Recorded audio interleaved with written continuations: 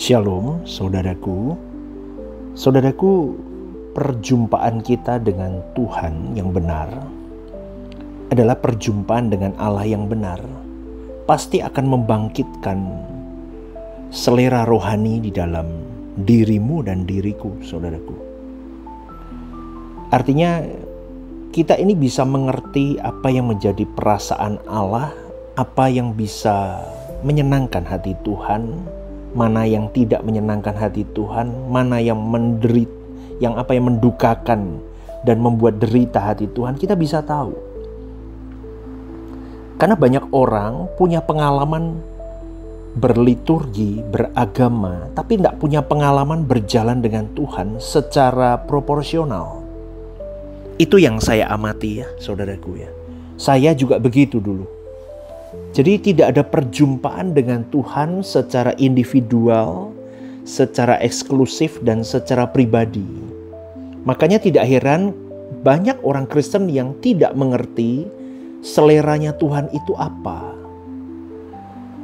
Tidak mengerti pikiran Tuhan itu apa. Tidak mengerti bagaimana perasaan Tuhan. Itu mereka nggak tahu. Jadi kalau seseorang mengalami perjumpaan dengan Tuhan secara benar, ciri-cirinya dia selalu mengerti apa yang menjadi selera Tuhan yang harus dia pilih. Jadi kalimat di dalam firman Tuhan yang berkata, baik kamu makan atau minum atau melakukan segala sesuatu, lakukan semua untuk kemuliaan Allah, itu benar-benar dipahami dan dikonkretkan dalam setiap keputusan yang dia ambil dan pilihan-pilihan hidupnya. Kalau anak muda dia pacaran pun dia buat Tuhan. Kalau pasangan muda menikah pun buat Tuhan. Kalau diberkati punya anak pun buat Tuhan. Kalau tidak pacaran pun, tidak menikah, tidak punya anak pun juga buat Tuhan. Loh, ngeri gak saudaraku? Itu loh, itu yang saya sebut dengan mengerti seleranya Tuhan. Dari kecil mestinya hidup seperti ini, dari kecil, dari semenjak masih sekolah minggu begitu ya. Mestinya mengerti kebenaran ini. Makanya guru-guru sekolah minggu itu harus benar-benar guru-guru yang benar-benar mau berjuang hidup lebih baik dari kemarin. Guru sekolah minggunya aja dulu begini kok begitu. Enggak apa-apa ya. Kalian nggak usah terintimidasi dengan itu. Oh dulu aktivisnya begini kok begini. Nggak apa-apa. Orang boleh jatuh dulu. Orang boleh remuk dulu. Orang boleh dikatakan tidak cinta Tuhan dulu. Tapi kalau hari ini dia berjuang hidup cinta Tuhan, menghidupkan suara kebenaran, itu lebih elok daripada orang yang dulunya baik-baik sampai hari ini. Baik di mata manusia tapi tidak baik di mata Tuhan. Amin ya saudaraku. Jadi dari anak-anak sekolah minggu itu dimulai dari guru-guru sekolah minggu, dari kakak-kakak pembina yang memang punya hati yang sudah pecah buat Tuhannya. Maka dia baru bisa mengajarkan kebenaran ini. Dan kepada remaja, pemuda, mestinya juga mengerti hal ini. Diajarkan juga hal ini. Dan jika kebenaran ini diperoleh seseorang, maka hidup orang itu akan menjadi teamwork-nya Tuhan. Suami istri menjadi teamwork. Tim yang bekerja sama untuk pekerjaan Allah. Ngerti ya? Tujuannya kan untuk Allah. Bukan untuk diri saya sendiri, untuk dirimu sendiri, bukan. Itu idealnya. Jadi di dalam hidup ini ada dua pilihan besar yang menentukan kebahagiaan. Pilihan yang pertama, kita memilih menjadi kekasih abadi Tuhan. Pilihan kedua terbesar, ketika memilih jodoh, saudaraku. Betul loh, 70 tahun umur hidup kita di bumi sebenarnya hanya untuk menemukan kekasih abadi. Kalau seorang pria atau seorang wanita serius dalam membangun rumah tangga, kalau serius loh ya, serius memperkarakan selera Tuhan, dia akan mengevaluasi, mengkoreksi hubungan dengan pasangannya itu hati-hati, sungguh-sungguh di dalam Tuhan.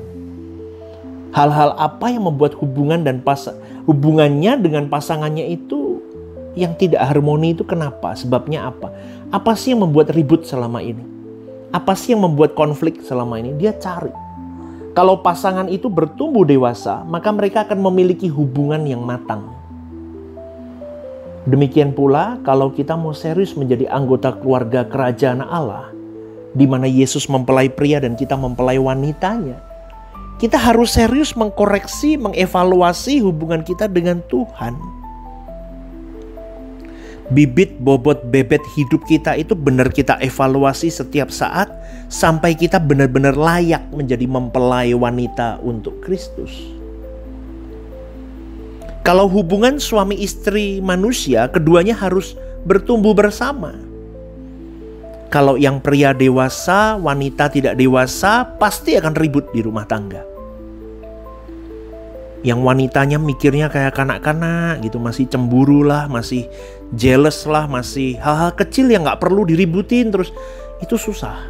Atau sebaliknya, prianya yang seperti kanak-kanak, itu bisa dikit-dikit jealous, dikit-dikit ribut, hal-hal perkara intonasi berbicara ribut, perkara ini dan itu ribut.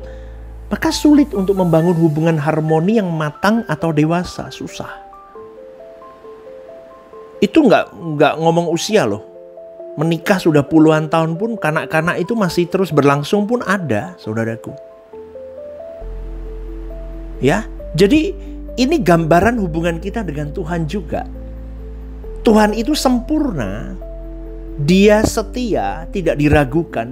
Yang menjadi masalah itu kitanya, pihak kita, bukan pihak Tuhan. Jadi kita harus mengkoreksi, mengevaluasi hubungan kita dengan Tuhan. Kita evaluasi diri kita mengevaluasi bagaimana perjuangan pertumbuhan cinta kita ke Tuhan. Bukan Tuhan yang dievaluasi, tapi kita sendiri. Makanya kita bertumbuh, harus bertumbuh. Amin ya saudaraku ya. Semakin kita matang, semakin dewasa, maka akan semakin baik hubungan itu, semakin ideal. Suami istri kan begitu kan. Makanya kalau dalam pernikahan selalu diinformasikan dinasehati. Kalau bisa usianya jangan terlalu jauh.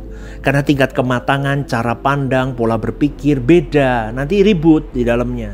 Tapi nggak selalu. Kadang ada yang masih muda tapi cara berpikirnya matang. Mentalnya matang, kedewasaannya lebih. Daripada yang tua seringkali sudah ubanan, rambutnya putih tapi masih kanak-kanak pikirannya. Kan banyak begitu saudaraku. Ya, itu tidak menjamin, tetapi seringkali diusahakan untuk itu. Sehingga di dalam hubungan suami istri untuk mencapai hubungan yang ideal saudaraku, tentu seseorang berusaha mengerti pasangannya dan menyesuaikan diri, tidak menuntut pasangannya, tapi memberi kepada pasangannya. Demikian pula hubungan kita dengan Tuhan. Jangan menuntut Tuhan berbuat baik. Dia sudah sangat baik, teramat baik, luar biasa baik. Betul ya saudaraku? Jangan nuntut Tuhan berbuat tidak salah. Dia tidak pernah bersalah. Amin. Pasti yang tidak baik dan yang bersalah itu pihak kita, bukan pihak Tuhan. Yang kita harus lakukan adalah kita bertumbuh untuk memahami, mengenal Allah. Bertumbuh memahami Allah. Bukan hanya secara teologis, bukan hanya secara pengajaran, melainkan setiap kita harus benar-benar berusaha untuk mengalami perjumpaan dengan Tuhan. Sehingga kita bisa menemukan hubungan yang benar-benar eksklusif antara diri kita masing-masing dengan Tuhan. Eksklusivitas yang tidak dimiliki oleh siapapun, saudaraku. Ya, maka tidak ada satu manusia pun yang memiliki versi sama dengan berelasi dengan Tuhan. Karena setiap kita pasti punya khas cirinya sendiri, cara kita berhubungan dengan Tuhan. Kita unik satu persatu, saudaraku. Ya, betapa menakjubkan loh Allah yang Maha Hadir itu mau berurusan dengan setiap individu manusia. Dan setiap individu bisa membangun eksklusivitas hubungannya dengan Tuhan. Ironis sedikit sekali yang benar-benar memperkarakan bagaimana merangkul Tuhan, bagaimana meraih Tuhan, bagaimana menikmati Tuhan, bagaimana menjumpai Dia, bagaimana punya perjumpaan yang ideal dengan Dia, sentuhan yang personal dari Dia, sampai kita menemukan satu hubungan, bentuk hubungan yang khas yang dimiliki kita dengan Tuhan sendiri. Itu kekristenan itu harusnya begitu, saudaraku.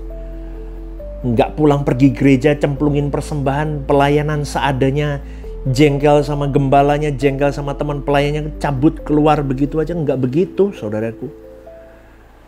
Itu bukan selera Tuhan. Kita yang harus menuntut diri kita di dalam segala keadaan hidup kita, untuk kita diproses dari keadaan terbaik sampai terburuk sekalipun. Seharusnya begitu. Tapi kekristenan belum di situ. Karena masih berkutat tentang dirinya. Hal tentang dia dan perasaannya, bukan perasaan Tuhan. Idealnya begitu. Kalau orang sudah sampai di titik hal tentang Tuhan, gak akan ribut-ribut deh. Kekristenan itu teduh, saudaraku. Ya, kalau di PL kita baca umat Israel itu punya hubungan dengan Yahweh secara komunal atau massal. Memang ada tokoh-tokoh Alkitab yang punya relation sendiri secara personal yang bagus.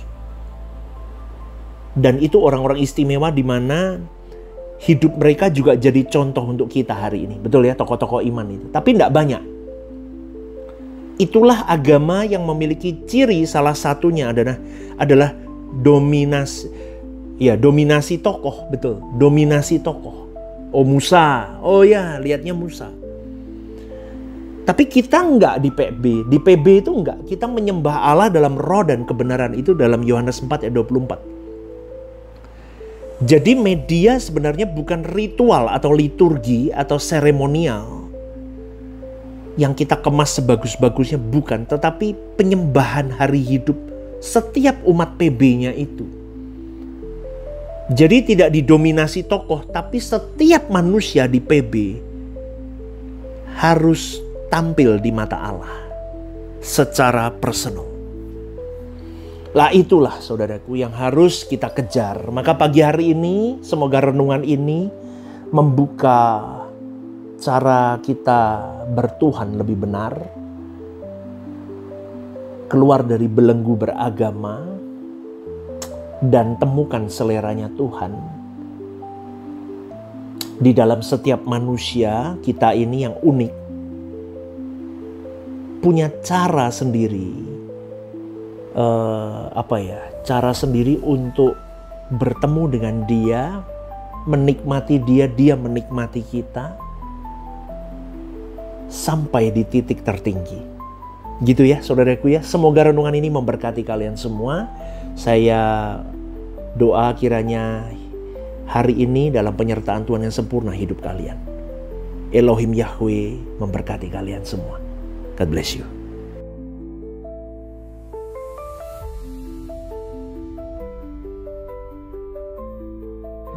Ibadah Suara Kebenaran, setiap hari Rabu, jam 6:30 malam, di Gereja Sentral AND Mall Lantai UG.